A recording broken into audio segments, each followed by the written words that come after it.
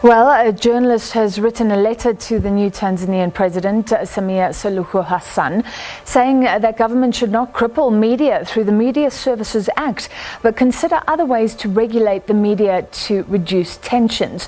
We'll see if we can speak shortly to the chair of the Foreign Press Association in Africa. And of course, journalists raising concern even about the way in which the death of John Magufuli was reported on, or the way in which journalists received information. We do have Kennedy Wandera on the line with us from Kenya. Thank you, Mr. Wandera. Firstly, how free or not free are journalists in Tanzania? Yeah, owing to the information that has been coming from Tanzania, you obviously will understand that there is no access to information at all, because look at the surrounding the circumstances surrounding the death of the former president John Magufuli. There has been little information coming out to the media. Tanzania media has not been reporting about it. Yeah. And most of this information has been all speculation outside the country. So you really understand the terrain or the landscape of media in that particular country, and it is not easy to get that particular information. But with the inauguration of Samia Suluhu, who is now the new president, there is that wave of optimism that things might change. Staying with John Magufuli, yes, so the government is saying it was heart complications, but are you talking about the speculation that the one-time COVID denialist died from COVID-19? Yeah, even for media it becomes difficult to say so, because do you have evidence to ascertain?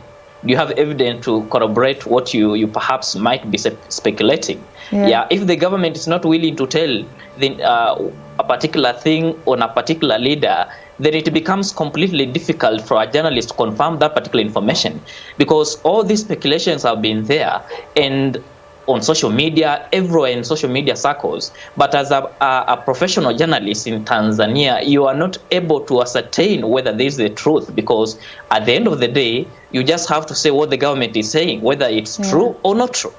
Yeah, which leaves us all confused. I mean, this is so telling. So John Magufuli, the late president of Tanzania, a COVID denialist for some time. How did that affect how journalists could actually report on the pandemic? It has actually, the Tanzanian media has been in a catch-22 situation, because the government says this country is COVID-free. Now, who are you as a journalist to go and report this is COVID? And therefore, it becomes completely difficult for a journalist to report on such kind of matter, because the government is saying Tanzania is COVID-free. Unless you, as a journalist, you are you're medical personnel who can ascertain whether this is COVID. If it is not, if you're not able to stand in that particular position to say or declare that this is COVID-19, then you cannot say that, because the government is going to come back to you and ask you, how did you ascertain that this is COVID-19? But with time, WHO has been urging Tanzania to be more bold about COVID-19, because there have been all speculations about a COVID situation in the country. And therefore, going forward, perhaps the new regime in Tanzania is going to be communicating information about COVID-19 in the country, because people have been speaking about this, WHO has been speaking about this, and Tanzania, as a signatory to WHO and UN, perhaps they are going to reach a point whereby they are going to be speaking more boldly about COVID-19 in the country. But this has been difficult for journalists to report in that particular country, because how do you report about it? What you are supposed to write is perhaps what the government says, what in quote we say, breathing problems. Very quickly, I mean, what is her track record? She was seen without a mask, but maybe this is early days, special circumstances. I don't know. Do journalists know how the new president will receive their concerns or their calls for real change? Nobody knows up to now, Because when you look at the swearing in and the whole procession today, when the new president was being sworn in, Samia Suluhu, you saw a packed room where only two presidents, the former presidents, are having masks on. The rest have no masks. Even the president herself doesn't have a mask at the time she came in the room. So we might speculate a lot whether that thing is going to change, but there is optimism that perhaps there could be a new way of handling COVID-19 or disseminating information in Tanzania, and everybody looks at the regime of the new president, Samia Suluhu, whether that is going to change.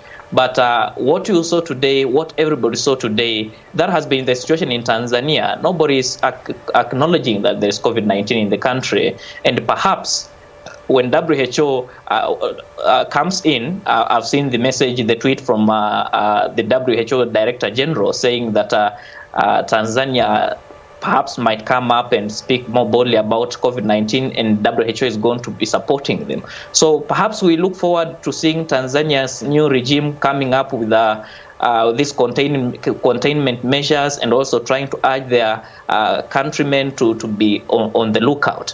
But as it is for now, with what we've seen coming out of what has been televised to the world, there is little room to say that perhaps things may change quickly. Yeah, I mean, not wearing a mask, it's incredible. We'll talk about the WHO, what they have been saying, with our foreign editor. Firstly, thank you very much. That was the Foreign Press Association Chair in Africa, Kennedy Wandera.